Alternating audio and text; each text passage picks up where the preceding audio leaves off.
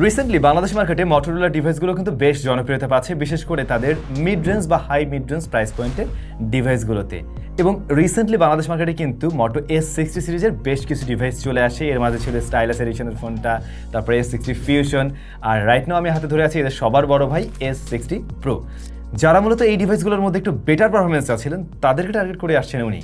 Previous generation মোটো S50 pro, ওইখান থেকে কিন্তু S60 প্রোতে বেশ ভালো রকমেরই ইমপ্রুভমেন্ট আসছে, বিশেষ করে পারফরমেন্স ওয়াইজ। মানে প্রসেসরে বা পারফরমেন্সে এসে আপনি আরও বেটার কিছু লক্ষ্য করবেন, ইভেন গেমিংয়েও একটা ভালো আউটপুট দিতে পারছে। মোটো S60 প্রোর দুইটা ভ্যারিয়েন্ট বাংলাদেশ মার্কেটে রাইট নাও পাওয়া যাচ্ছে, 12 256GB ভ্যারিয়েন্ট এবং 8 256GB ভ্যারিয়েন্ট। এই ফোনটা দীর্ঘদিন আমাদের কাছে আছে, প্রায় 20 দিনের মতো, যা আমাদের কাছে পাঠিয়েছিল কিন্তু লাইক টেলিকম, যাদের শপ রয়েছে বসুন্ধরা সিটি এবং যমুনা ফিউচার পার্কে। তাদের কাছে এর বেস ভ্যারিয়েন্ট রাইট নাও আপনারা পেয়ে যাচ্ছেন 48,500 টাকার মতো, অ্যারাউন্ড এরকম আর কি। আর পরবর্তী ভ্যারিয়েন্ট 50K প্লাস রয়েছে। তবে unofficial device day to day এর প্রাইস চেঞ্জ হয়, আপনারা ওদের সাথে একটু যোগাযোগ রাখতে পারেন। আর ডেসক্রিপশনে আমি সমস্ত ইনফরমেশন মেনশন করে দিলাম। আমি আর আনবক্সিংয়ে গেলাম না, ফোনটার ডিজাইনটা দেখুন, একেবারে অ্যাজ ইউজুয়াল বলা যেতে পারে। S60 সিরিজ তো অবশ্যই, পাশাপাশি মোটোরই আরও বেশ কিছু ফোনের ডিজাইনের সাথে হুবহু সেম টু সেম মিল রাখে। রিয়ার প্যানেলটাতে তো আসলে ইকুয়াল লেদার রয়েছে, বাট এটা ততটা প্রিমিয়াম ভাইব ক্রিয়েট করতে পারছে না যতটা কিনা এর দাম রয়েছে। আসলে ওই দামে আমি আরও একটু বেটার ব্যাকশেল আশা করছিলাম, বা লেদার টেক্সচার থাকুক কিন্তু সেটার টেক্সচারটা আর একটু ডিফারেন্ট হতে পারতো। এটা একটু চিপ টাইপের একটা ফিল দিচ্ছে, টু বি ভেরি অনেস্ট। এটার বডি ফ্রেমটা প্লাস্টিকের তৈরি, খুবই পাতলা ফোন। এখানে আমরা সেকেন্ডারি নয়েজ ক্যান্সেলেশন মাইক দেখছি, আবার এখানে লেখা আছে ডলবে অ্যাটমস, তার মানে ওটা সাপোর্টও পেয়ে যাচ্ছেন। 3.5mm হেডফোন জ্যাক নেই, এটা হয়তো বা অনেকের প্রয়োজন পড়ে আর কি, এখনও প্রয়োজন পড়ে অনেকেরই। ওরা ফিঙ্গারপ্রিন্ট স্ক্যানারটা দিয়েছে ডিসপ্লের তলায়, যার পজিশনটা অনেকের কাছে হয়তো নিচে লাগবে, আমার কাছেও একটু নিচ দিকেই মনে হয়েছে, তবে এটা একুরেটলি কাজ করে বা মোটামুটি ফাস্ট আছে। পানি টানি লেগে গেলে মাঝে মধ্যে একটু মিস করতে পারে। IP68 69 রেটিং আছে, সেই জায়গায় নিরাপদ থাকতে পারেন। এই ফোনটা অনায়াসে আপনি পানিতে ভিজাতে পারছেন, স্প্ল্যাশ লাগলেও সমস্যা নেই, আবার টুকটাক আন্ডার ওয়াটার ফটোগ্রাফির কাজে চালাতে পারেন। মিলিটারি স্ট্যান্ডার্ড 810 সার্টিফিকেশন আছে, একটু ফেলেই দেখি তাহলে। কার্ভড ফোন ফেলতে ভয়ই লাগে, বাট ভাঙে নাই, শক্ত আছে। তবে এই ধরনের স্ট্যান্ড কারোর করার দরকার নেই, এগুলো কোম্পানি ক্লেম করে, আপনারা জানেন মোটামুটি শক্তপোক্ত হয়, আবার দেখবেন যে ওই হাত থেকে জাস্ট নর্মালি পড়ে গিয়েও ভেঙে যেতে পারে, তাই একটু কেয়ারফুলি ব্যবহার করাই বরং ভালো। আর এই ফোনটা যেহেতু বোথ সাইড থেকে কার্ভড, সুতরাং আপনি এক হাতে নিয়ে ইজিলি ব্যবহার করতে পারবেন, সে রাইট হ্যান্ড হোক আর লেফট হ্যান্ড হোক, ওইখানে সমস্যা নেই। বেশ কয়েকটা বোল্ড কালার ভেরিয়েন্টে পাওয়া যায় এই ডিভাইসটা। যেহেতু এর পারফরমেন্স সেকশনে বেশ ভালো রকমের আপগ্রেড দেখছি, সুতরাং ওটা নিয়েই ফার্স্টে আলোচনা করা যাক। মিডিয়াটেক ডাইমেনসিটি 8350 এক্সট্রিম রয়েছে মূলত এখানে, আর এটা কিন্তু মোটামুটি 3টা ভ্যারিয়েন্টে পাওয়া যায়। বাংলাদেশে যদিও 2টা ভ্যারিয়েন্ট আমরা দেখছি, তবে এটার 8256 হয়, 12556 হয়, 512GB ভ্যারিয়েন্টও হয়। ভালো জায়গা হচ্ছে স্টোরেজ টাইপ UFS 4.0। এইখানেও কিন্তু আপনি যদি কিনা মোটো S50 প্রোর সাথে কম্পেয়ার করেন তাহলে বেশ বড় রকমের আপগ্রেড লক্ষ্য করবেন। আপনি রিড রাইট স্পিড অনেক বেশি পাবেন, যে ক্ষেত্রে বলা যেতে পারে প্রায় 150% প্লাস আপনি ইমপ্রুভমেন্ট লক্ষ্য করছেন এখানে। অন্যদিকে আন্তর্জাতিক স্কোরে প্রিভিয়াস জেনারেশন থেকে এখানে প্রায় 70% এগিয়ে আছে। অবশ্যই আউট অফ দ্য বক্স এই ফোনটা রান করবে অ্যান্ড্রয়েড 15-এ, আর ওদের হ্যালো ইউআই রয়েছে। অন্যদিকে এই ফোনটাতে 3 বছরের মেজর আপডেট পাওয়া যাবে, তার মানে অ্যান্ড্রয়েড 15 তো আছে, 16, 17, 18 পর্যন্ত আপনি এটা লেটেস্ট ব্যবহার করতে পারবেন আর কি। সো অ্যান্ড্রয়েডের এই জায়গাটাকে আমি খুব স্পেশাল কিছু না বলা গেলেও ঠিক আছে বলা যেতে পারে। তো অ্যান্ড্রয়েড আপডেটের ব্যাপারটা হচ্ছে কি 3 বছরের ওকে, বাট 4 বছর হলে আরও ভালো হতো। এটাকে 48,000 টাকায় ওকে ফাইন আমরা মেনে নিচ্ছি না হয়, কিন্তু ডে টু ডে লাইফের পারফরমেন্সের কী অবস্থা? এখানে দেখুন 8GB র্যাম ভ্যারিয়েন্ট আমরা হাতে পেয়েছি আর কি। এটা মাল্টিটাস্কিংয়ে একটা ডিসেন্ট আউটপুট দিতে পারে, তবে আমি বলবো আপনার যদি বাজেট থাকে আপনি 12GBটাও দেখতে পারেন। সেক্ষেত্রে মানে আসলে কি, আপনি তো বাজেট অলরেডি অনেক করে ফেলছেন, ওখানে গিয়ে আপনি 12GBটাই হয়তো আশা করবেন। 8GB 48,000 টাকার মোটরোলার এই ডিভাইসটাতে একটু কম লাগতে পারে অনেকের কাছে, যেটা আমার কাছে মনে হয়েছে। মানে অ্যাটলিস্ট এই বেস ভ্যারিয়েন্টের দাম আরও কিছুটা কম হওয়া উচিত ছিল। 42K বা এর আশেপাশে হলে আমি ঠিকঠাক বলতাম। মোটরোলার ইউআই আপনাদের কাছে কেমন লাগে একটু কমেন্ট করে জানাবেন, যারা ব্যবহার করছেন, বা কোনো ধরনের প্রবলেম ফেস করেন কিনা সেটাও জানাবেন, যারা একদম অনেকদিন ধরে ব্যবহার করে আসছেন। পার্সোনালি আমার কাছে মনে হয় এই ইউআইটা বেশ ক্লিন, যেখানে মানে একদম অতিরঞ্জিত কিছু আমরা দেখতে পাই না। একই সাথে এখানে প্রচুর পরিমাণে ব্লোটারও থাকে না, যা আমরা অন্য ব্র্যান্ডের ক্ষেত্রে দেখি আর কি। এটা কিছুটা স্টক লাইক ইউআইয়ের মতো একটা ফিল দিতে পারে আপনাকে, আবার আপনি প্রয়োজনীয় ফিচার্সগুলো পাবেন। কারো কাছে আবার একটু ফ্ল্যাট টাইপেরও লাগতে পারে, যে একটু বেশি ক্লিন, বেশি ফ্ল্যাট একটা ভাইব আছে আর কি। আপনাদের কেমন লাগে কমেন্ট করে জানাবেন। তবে এইটা বেশ ফাস্টার, বেশ স্মুথ, আমরা এখানে কোনো ল্যাগ পাইনি এবং অ্যাপ ওপেন ক্লোজ টাইমও কিন্তু আমি কোনো ডিলে লক্ষ্য করিনি। একটা হাই মিড রেঞ্জ প্রাইস পয়েন্টের ফোন থেকে যে ধরনের পারফরমেন্স আপনি দেখতে পান ওইটা কিন্তু ডেলিভার করতে দেখবেন। এমনকি আমাদের এই যে 20 ডেইজের মতো আছে, এই 20 ডেইজের ইউজার এক্সপিরিয়েন্স কিন্তু এমনই ছিল। তাছাড়া এতে আমরা বেশ কিছু অ্যাপ্লিকেশনও ইনস্টল করে দেখেছি যাতে করে এর উপর একটু প্রেশার দেওয়া যায়। তো সেগুলো কিন্তু বেশ ভালোভাবে হ্যান্ডেল করতে পারছে এবং র্যাম ম্যানেজমেন্টও 8GB-তে ঠিকঠাক করতে পারছে আর কি। লাইক আপনি 5-7 অ্যাপ্লিকেশন নিয়ে কাজ করতে পারবেন ইজিলি এখানে। তবে এই ফোনটা কিন্তু একটু হিট প্রডিউস করে এবং হিট ম্যানেজমেন্টটা আমার কাছে খুব একটা দারুণ লাগেনি।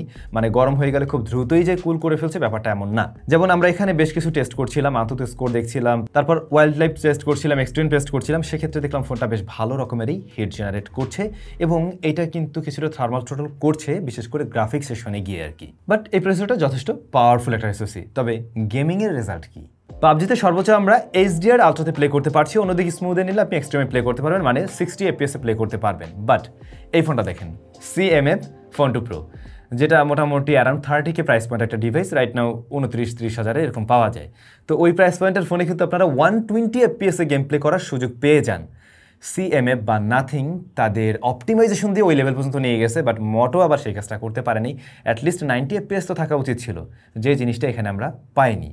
তবে হ্যাঁ, এটা ঠিক যে আপনি 60 FPS গেম প্লে ভালো পাবেন, একেবারে স্মুথ রেজাল্ট দিচ্ছে, স্ট্যাবল রেজাল্ট দিচ্ছে, এমনকি মোটামুটি আধা ঘন্টার গেম প্লেতে, মানে পাবজি টানা আধা ঘন্টা খেললেও আমরা দেখছিলাম না খুব একটা ওঠানামা করে। এটাকে 59 অ্যাভারেজে ধরা যায়। আমি একবার নামতে দেখেছি, বেশ কিছুটা 51-তে চলে আসছিল, একবারেই দেখেছি। বাট এছাড়া ম্যাক্সিমাম টাইমেই স্ট্যাবল রেজাল্ট দিতে পারে, তেমন কোনো মাইক্রো স্ট্যাটারও পাইনি। সো যতটুকু সেটিংস আছে সেখানে স্ট্যাবল পারফর্ম করছে, বাট আমরা আরও উপরের দিকে কিছু আশা করছিলাম ডেফিনেটলি। আর হ্যাঁ, এটা কিছুটা হিট জেনারেট করে। আমি এমন সেটিংসে মোটামুটি 35 মিনিটস পরে গিয়ে দেখছিলাম 41 ডিগ্রি পর্যন্ত চলে আসছিল এই ফোনটা। Genshin impact custom graphics 60 FPS play করা হয়েছিল এখানে, আর আপনি ওই বাই ডিফল্ট 30 FPS প্লে করতে পারেন, সেক্ষেত্রেও স্টেবল রেজাল্ট দেয়। তবে যখন কিনা আমরা 60 FPS যাচ্ছিলাম তখন এটার থেকে অ্যাভারেজে 58-র মতো আমরা FPS পেয়েছি আর কি। অ্যাভারেজ এমন রাখা যায়, FPS খুব একটা ফ্ল্যাকচুয়েট করতে দেখা যায়নি। বাট ফোনের টেম্পারেচার কিন্তু আরও অনেকটা বেড়ে গিয়েছিল, 45 ডিগ্রির উপরে চলে আসছিল তখন গিয়ে মোটামুটি 40 মিনিট গেম প্লেতে। এবং তখন গিয়ে আপনি মাইক্রো স্ট্যাটার লক্ষ্য করবেন, কিছুটা চেপে ধরছে ফোনকে, এটা বোঝা যায়। সিউডির ক্ষেত্রে হাই সেটিংসে স্মুথ রেজাল্ট দিচ্ছে এবং কোনো ধরনের আমরা ফ্রেম রেট ফ্ল্যাকচুয়েট করতে দেখিনি এখানে। লং টাইমেও ততটা গরম হচ্ছিল না এই গেমে। এই ফোনটাতে কিন্তু বাইপাস চার্জিং টেকনোলজিও সাপোর্ট করে না, গেমারদের ওই জিনিসটাও দরকার হয়। তো বোঝা যাচ্ছে গেমিংয়ে ওই লেভেলের ফোকাস দেওয়া হয়নি, বাট মোটামুটি একটা ভালো প্রসেসর আছে যেটা বেশ ভালোভাবে পাওয়ার প্রডিউস করতে পারছে। আবার একই সাথে আমার মনে হয় এটাতে যদি ফিউচার আপডেটের মাধ্যমে ওরা ওই 90 FPS বা 120 FPS পর্যন্ত নেওয়া ট্রাই করে, সেটা সম্ভব। সো এর প্রসেসরের ক্যাপাবিলিটি আছে, বাট সেই পর্যন্ত পুশ করতে পারছেন না উনি। ক্যামেরা রিয়ারে 50 মেগাপিক্সেলের মেইন শুটারের পাশাপাশি 10 মেগাপিক্সেলের টেলিফটো জুম লেন্স রয়েছে, যেখানে 3x অপটিক্যাল জুম পাওয়া যাবে। এছাড়া 50 মেগাপিক্সেলের একটা আলট্রা ওয়াইড শুটার রয়েছে আর 50 মেগাপিক্সেলের ফ্রন্ট ফেসিং ক্যামেরা রয়েছে। আর এটার বোথ সাইডের ক্যামেরাতেই ভিডিও রেকর্ড করা যায় 4K 30 FPS-এ। ক্যামেরার সেটআপ খুব একটা খারাপ নয়, তবে 10 মেগাপিক্সেলের টেলিফটোটা একটু ছোটোই মনে হবে, বেসিক টাইপের মনে হবে। এরকম শুটার কিন্তু আমরা এই যে 30,000 টাকার ফোনেও দেখি, 29,000 টাকার ফোনেও দেখি, রাইট? তো ওরা টেলিফটোটা বরং আরও একটু বড় দিতে পারতো, সেক্ষেত্রে দামের সাথে সামঞ্জস্যতা রাখতো। 48-49,000 টাকা কম না, 50,000 টাকা, অর্ধ লক্ষ টাকা। এইখানে আসলে আরও অনেক বাঘা বাঘা খেলোয়াড় আছে, তাদের সাথে যখন ফাইট করতে হবে তখন কিন্তু আসলে ওইভাবে টিকে ওঠাটা অনেকটাই মুশকিল হয়ে পড়ে। যেমন অলরেডি আমরা দেখলাম ওই যে ইয়া চলে আসছে, কি বলে, জিটি চলে আসছে অনারের, তারপর জিটি প্রো আর কি। তাছাড়াও আইকিউর বেশ কিছু ডিল আছে যেগুলো আরও কম দামে পাওয়া যায়, এমনকি টার্বো 4 প্রো রয়েছে। তো তাদের সাথে তো ফাইটে টিকতে হবে, রাইট? S60 প্রোর মেইন ক্যামেরার ছবিগুলো বেশ কন্ট্রাস্টি, কালারফুল, ভাইব্রেন্ট টাইপের এবং ব্রাইটনেসও ভালো আছে। তবে কিছু ছবির ক্ষেত্রে আপনার কাছে মনে হতে পারে একটু ওভার প্রসেসড টাইপের লাগছে আর কি। ডাইনামিক রিস হ্যান্ডেল যথেষ্ট ওয়াইডার, বাট কিছু ক্ষেত্রে লাইক একটু শ্যাডোর দিকে যে জায়গাটাতে আলো একটু কম রয়েছে তখন কি আপনার মনে হবে এমনটাই, কন্ট্রাস্টের পরিমাণ আর একটু কম হলে বরং বেশি ভালো লাগতো। একটু কন্ট্রাস্টই লাগে সেই সমস্ত জায়গায়। আর শ্যাডোর দিকে ডিটেল কিছুটা কম মনে হয়েছে। হেভি এক্সপোজার এরিয়াগুলোকেও ভালোভাবে কন্ট্রোল করতে পারে এই ফোনটা। লো লাইটের ছবিগুলোর কালার টোন আমার ভালো লেগেছে, এমনকি লো লাইটে যদি হেভি লাইট থাকে অর্থাৎ কোনো হার্শ লাইটিং কন্ডিশনেও তোলেন তখনও কিন্তু সেটাকে ভালোভাবে ব্যালেন্স করতে দেখবেন। আমার মনে হয় নাইট মোডের ছবিগুলো ম্যাক্সিমাম মানুষের কাছে ভালো লাগার কথা। জাস্ট এটুকু মাথায় রাখবেন, নাইট মোডে কন্ট্রাস্টের পরিমাণ আরও কিছুটা বাড়াবে, যদিও বা এই জিনিসটা টোটাল ছবিটাকে আরও বেশি প্রাণবন্ত করে তুলছে। আলট্রা শুটার বা মেইন ক্যামেরার মতো ততটা বেটার কিছু দিতে পারেনি, এটা একেবারে অ্যাভারেজ মনে হয়েছে। যেগুলো কিনা আমরা 30,000 টাকা প্রাইস পয়েন্টের আলট্রাওয়েড থেকে পাই আর কি, বা আশা করি ওরকম সেরকম রেজাল্টই আমি দেখছি, যেখানে কন্ট্রাস্টের পরিমাণও একটু বেশি দেখা যায়, আবার ডে লাইট কন্ডিশনেও কিন্তু শার্পনেস ডিটেল ততটা ভালো ছিল না। মেইন ক্যামেরাটা হাইলাইট ব্যালেন্স যেমন ভালোভাবে করতে পারছে, আবার এক্সপোজার এরিয়াগুলো কন্ট্রোল করছে, ডাইনামিক রেঞ্জ ওয়াইডার, আলট্রাওয়াইডে তেমনটা আমি পাইনি। এটা আমি বলবো 25 থেকে 30,000 টাকা ব্র্যাকেটে যে ধরনের আলট্রাওয়াইড আমরা দেখি তেমন রেজাল্টই দেয়। বরং এই প্রাইস পয়েন্টে 50,000 টাকা প্রাইস পয়েন্টে আপনি আলট্রাওয়াইড আরও বেটার কিছু স্মার্টফোন পাবেন। সেটা হতে পারে টার্বো প্রো, এমনকি জিটি প্রো। তবে ভালো লেগে যাবে এর পোর্ট্রেট মোড, যেখানে আমরা 10 মেগাপিক্সেলের একটা ডেডিকেটেডলি টেলিফটো জুম লেন্স দেখছি, 3x অপটিক্যাল জুম দিতে পারে। তো এই ফোনটা বেশ কয়েকটা ফোকাল লেন্থে ছবি দিতে পারে, 24, 35mm, 50mm অ্যান্ড 85mm। 85, 50 এবং 35 এর ছবিগুলো বেশ সুন্দর। কালার টোনটা একটু ডিফারেন্টভাবে প্রেজেন্ট করে, একটু প্রসেসটা লাগে, বাট দেখতে ভালো লাগে। স্কিন টোনটা বিশেষ করে একটু শিফট করে, একটু ফর্সা করে দেওয়ার প্রবণতা আছে। ব্যাকগ্রাউন্ড ব্লারনেস খুবই ন্যাচারাল লাগবে, ডিএসএলআর টাইপের একটা ভাইব ক্রিয়েট করে। ক্রিটিক্যাল জায়গাগুলোতে এজ ডিরেকশন মিস করতে পারে একটু, কিন্তু ম্যাক্সিমাম ক্লিকেই সুন্দর আউটপুট পাবেন আর কি। একটু সুন্দর করে দেওয়ার প্রবণতা আছে মূলত। আর্টিফিশিয়াল প্রসেস লক্ষ্য করবেন। যারা একেবারে ন্যাচারাল, সুপার ন্যাচারাল কিংবা ওই যে পিক্সেলের ছবির মতো ছবি পছন্দ করেন তাদের হিসাব আলাদা। আর নর্মালি এর যে টেলিফটো রয়েছে সেখানে আপনারা 1x, 2x, 3x দিয়ে ছবি তুলতে পারছেন। 3x এর ক্ষেত্রে লসলেস জুম পাবেন, তবে কালারটা আপনি সিমিলার পাবেন না যদি মেইন ক্যামেরার সাথে কম্পেয়ার করেন। এরপরেও জুম করে নিয়ে মোটামুটি আপনারা চাইলে 8x, 10x বা 15x পর্যন্ত যেতে পারেন। সেক্ষেত্রে ছবিগুলো ইউজেবল বলা যেতে পারে। এর উপরে গেলেও যাওয়া যায়, আপনি 50x পর্যন্ত যেতে পারবেন, কিন্তু সেই ছবি আসলে কাজে লাগার মতো না, ওটা জাস্ট আছে আর কি। আপনার প্রসেসিংও তেমন একটা দারুণ ছবি দিতে পারে না তখন গিয়ে। আবার সেলফি লাভারদের ভালো লাগবে ফ্রন্ট ফেসিং ক্যামেরা, যেখানে ডিটেল ভালো আছে। আর্টিফিশিয়ালি এখানেও কিন্তু প্রসেস লক্ষ্য করা যায়, স্কিনটা সফট করে দেবে, স্কিন এরিয়া আর কি। আবার দাড়ি টাড়ি এই সমস্ত এরিয়া বা চুল এরিয়া ওইটাকে আবার একটু শার্প করে দিয়ে সুন্দর একটা ছবি দেওয়ার ট্রাই করে, মানে অলমোস্ট রেডি টাইপ ছবি বলতে পারেন। ইনডোর আউটডোর বোথ জায়গায় এই ব্যাপারটা আমি লক্ষ্য করেছি। এমনকি সমস্ত যদি অফ করে রাখেন বিউটিফিকেশন টিউশন, তারপরেও আপনি এই ব্যাপারটা লক্ষ্য করবেন, ফেসকে প্রায়োরিটি দেয়, বোঝাই যায়। আউটডোরে কিছুটা ন্যাচারাল টাইপের ছবি পাবেন, ইনডোরের দিকে আপনার কাছে বেশ কিছুটা আর্টিফিশিয়াল লাগবে। ব্যাক সাইডের ক্যামেরা 4K 30fps তো ভিডিও দিচ্ছে, তবে ভিডিওতে আপনি জিটারিং লক্ষ্য করবেন। যদি ভিডিওতে বেশ ভালো রকমের মুভমেন্ট থাকে তাহলে এই জিনিসটা ভালো রকমেরই ভিজিবল হয়। স্টেবিলিটি ভালো আছে, যতটুকু আছে তাদের কাজে লাগানো যাবে, বাট ওই ব্যাপারটা নোটিস করতে পারেন আর কি। আর ভিডিও কিছুটা কন্ট্রাস্টি মনে হবে অনেকের কাছেই হয়তো। অন্যদিকে ফ্রন্ট ফেসিং ক্যামেরার ভিডিও ছিল এই যে এরকম, যেমনটা আপনি দেখছেন। ফ্রন্ট ফেসিং ক্যামেরা যেটা হয়, আমার স্কিনের ইয়েটা চেঞ্জ করে ফেলছে কালারটা। আসলে কালারটা একদম এই লেভেলের না, ও একটু ডিফারেন্টভাবে প্রেজেন্ট করছে, একটু টিলের দিকে নিয়ে নিছে কালারটা আর কি। সো কালারে কিছুটা শিফটিং লক্ষ্য করা যায়। ব্যাক সাইডের ক্যামেরায় আউটডোরে আমি এমনটা পাইনি, ইনডোরে ওটাতে আমি চেক করিনি, ইনডোরে এমন হতেও পারে অবশ্য, তবে আউটডোরে ওটার কালার ঠিক ছিল। আর সাউন্ডটা রেকর্ড হচ্ছে কিন্তু সরাসরি এই ফোনে। সাউন্ড কোয়ালিটি বা কেমন লাগলো কমেন্ট করে জানাবেন। ফেসে কিন্তু ও একটা হালকা স্মুথ একটা ব্যাপার দিচ্ছে, সেটাও বোঝা যাচ্ছে।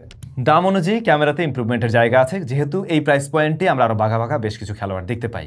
তবে যারা কিনা কার্ভ ডিসপ্লে পছন্দ করেন তাদের কাছে আবার এই ডিসপ্লেটা ভালো লাগবে। First of all display tin basil just একবার লক্ষ্য করুন, একদম সুপার সিমেট্রিক্যাল এবং বেশ ন্যারো। হ্যাঁ, লোয়ার চিনটা খুব ভালো করে দেখলে বোঝা যায় যে তুলনামূলকভাবে একটু মোটা, কিন্তু সেটাও যথেষ্টই ন্যারো। অন্যদিকে আপার চিন আর দুই সাইডের বেজেল এরিয়া তো দেখা যাবে না, কারণ ওটা তো কার্ভড, বেশ কার্ভড এই ফোন। তবে মিসটাচ জনিত সমস্যা আমি পেয়েছি এই ফোনটাতে ব্যবহার করতে গিয়ে বেশ কয়েকবার, বিশেষ করে পা হাত দিয়ে যখন ব্যবহার করছিলাম তখন আমি একটু সমস্যা ফেস করছিলাম। ডিসপ্লেটার size 6.7 inch, POLED panel, Motorola আদর করে POLED বলে আপনারা জানেন। আর এটা 1 বিলিয়ন কালার সাপোর্ট করে, 120 হার্টজ হাই রিফ্রেশ রেট রয়েছে, HDR10+ সাপোর্ট পেয়ে যাবেন এবং number game 4500 nits pick brightness আছে এখানে।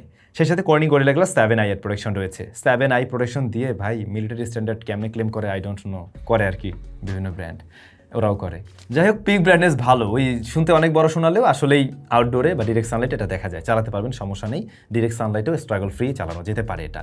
আমরা ইউটিউব, নেটফ্লিক্সের ক্ষেত্রে HDR সাপোর্ট পেয়েছি এবং 120 হার্জের ব্যাপারটা উনি এনশিওর করতে পারছে, সেটা ঠিকভাবে পুশ করছে, আমাদের প্রত্যেকটা টেস্টেই তেমনটা এসেছে। তাছাড়া কালার রিপ্রেজেন্টেশন ভালো, বেশ ভাইব্রেন্ট কালার দেয়। যারা মিডিয়া কনজাম্পশন করেন, ভিডিও দেখেন, তাদের কাছে ভালো লাগবে। একদম ওই যে বেজেলেস ডিসপ্লে দেখতে ভালোই লাগে, এটাও ভালো লাগছে। ডিসপ্লেতে আমি কোনো ধরনের শিফটিং লক্ষ্য তো করিনি, তবে এই ধরনের কার্ভড ফোনের এই যে কার্ভ এরিয়াটা ওইখানে কিন্তু একটু ওভার ব্রাইটনেস একটু গ্লো করতে দেখা যায়, ওই ব্যাপারটা কিন্তু এটাতেও লক্ষ্য করবেন। কালারটা একটু শিফট করে, ওইটা এখানেও আছে। টাচ রেসপন্স ভালো, সে জায়গায় সমস্যা নেই। সেই সাথে স্পিকার রয়েছে দুইটা, যেটা বললাম মিডিয়া কনজাম্পশন যারা করবেন, ভালো সুন্দর একটা ডিসপ্লের পাশাপাশি আপনার সাউন্ডের এক্সপিরিয়েন্সও বেশ ভালো থাকবে, কারণ এটা বেশ ব্যালেন্স টাইপের সাউন্ড দেয়। হ্যাঁ, এটা একটু লাউড, তারপরে গেমিং টাইমে বা যখন আপনি ভিডিও দেখছেন তখন এই স্টেরিও সাউন্ড আপনার কাছে ভালো লাগবে। গুড এনাফ লাউড সাউন্ড দিতে পারে। সাউন্ড একদম খুব ডিপ টাইপের না, একটু থিনার, যেহেতু ফোনটাও বেশ পাতলা, খুব আহামরি বড় সড়ো স্পিকার মনে হয় না যে দিতে পারছে, তবে সাউন্ড ক্লিয়ার আছে। আর ইয়ারপিসের সাউন্ড আবার ঠিকঠাক আছে। মেইনলি একটা ফোন, আমি এই জিনিসটা সবসময় মনে করি যে একটা ফোনের ক্ষেত্রে আগে দেখা উচিত যে আপনি কথা বলার জন্য ঠিকঠাক সাউন্ড পাচ্ছেন কিনা, তো সেই জায়গায় কোনো প্রবলেম নেই। প্রয়োজনীয় সেন্সরসগুলো আছে এই ফোনটাতে, সেগুলো ঠিকভাবে ওয়ার্ক করছে। অন্যদিকে 6000 mAh এর ব্যাটারি রয়েছে এই পাতলা ফোনটার মাঝে এবং 90 ওয়াটের চার্জিং সিস্টেম রয়েছে। 50 ওয়াটের ওয়্যারলেস চার্জিং সিস্টেম সাপোর্ট করে। এইটা আবার একটা তাকে কিছুটা এগিয়ে রাখতে পারে এই প্রাইস পয়েন্টেরই বেশ কিছু ডিভাইস থেকে। ওয়্যারলেস চার্জিং সিস্টেম এই বাজেটেরও অনেক ফোনে আমরা দেখি না। ব্যাটারি ব্যাকআপ ভালো পাবেন, আপনি ইজিলি এই ফোন থেকে 8.5 ঘন্টার মতো এসওটি পেয়ে যাবেন, যেটাকে খারাপ বলা যায় না। একদিন প্লাস টাইমের একটা ব্যাকআপ বলতে পারছেন। 90 ওয়াটের চার্জিং সিস্টেম, সেই কম্বোও খারাপ বলা যাচ্ছে না। আবার আপনার ওয়্যারলেস কোনো প্যাড থাকলে সেখান থেকেও চার্জ করে নিতে পারছেন, ডেফিনেটলি সেটাও একটা পজিটিভ সাইন। তবে আমার কি মনে হয় জানেন, এই ফোনটা যাই অফার করছে না কেন, সব কিছু মিলে এটার যে দামটা রয়েছে সেই দামের সাথে আসলে যাচ্ছে না। দাম অনুযায়ী আমার কাছে পারফেক্ট মনে হয়নি। আমার মনে হয় এই ফোনের দাম আরও কমা উচিত। এই ফোনটা 43-42 এরকম জায়গায় আসলে পরে আমি মনে করি সেই জায়গা থেকে ঠিক আছে। এবং আশা করছি সময়ের সাথে এর দাম অবশ্যই কমবে, যেহেতু আনঅফিসিয়াল ডিভাইসগুলো ফার্স্টের দিকে দাম থাকে, আস্তে আস্তে কমে, এটার দাম কমবে বলেই আশা করছি। তখন কেউ আপনি চাইলে দেখতে পারেন। আপনাদের কাছে বরং কেমন লাগলো এই ডিভাইসটা কমেন্ট করে জানাবেন। সবাই ভালো থাকবেন, অনেক বেশি ভালো।